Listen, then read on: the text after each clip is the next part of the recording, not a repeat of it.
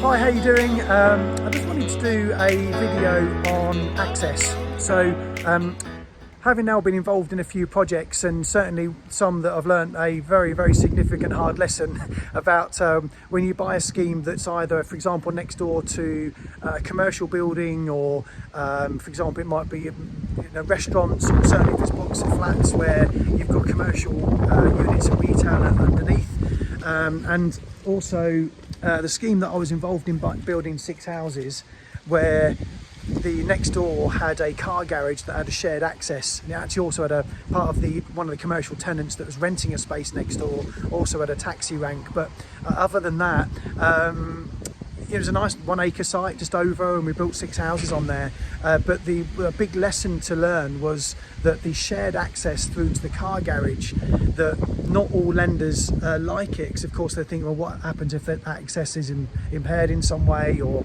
I don't know, a big delivery turns up, or there's a dispute with the next door neighbour or whatever.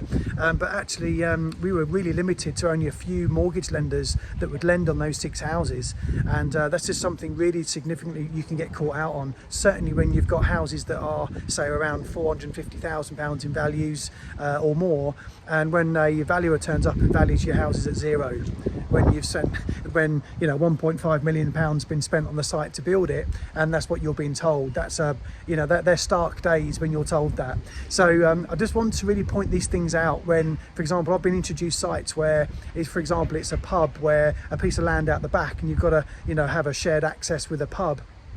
And immediately red flags, and the only way that would work is you'd have to section off a whole that driveway. Say, for example, the driveway's 10 meters wide, you would need to siphon off 5 meters of that and create your own driveway in to your piece of land at the back, which completely bypasses and has no issues at all with the pub access, for example, because they would have their own access. So these are just things for you to really understand the exits of the key component. So the values at the end and the ease of purchase at the other end is so important. Now, you're not always going to necessarily know this, and over time and experience will teach the lessons, but I'm just trying to pass on as many things as I can when you're looking to get into property, because these things you will get caught out on. And even things like bank lending and things of that nature, of when you're buying the land and getting the lending on it, won't necessarily always consider. So these things are really here to help you. So access, really, really important. You need to be able to have easy access in, and really shared access with commercial is going to definitely be more of an issue. And certainly if it's your first development, 1 or 2, I'd avoid it like the plague, for sure.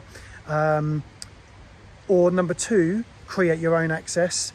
If it's access with other residential, then that's obviously completely more vanilla, very, very, but as long as you've got things, what's called right of access, and that right of access needs to be completely defined for both yourselves and also the people that you've got the right of access with. So of course it's good for both people.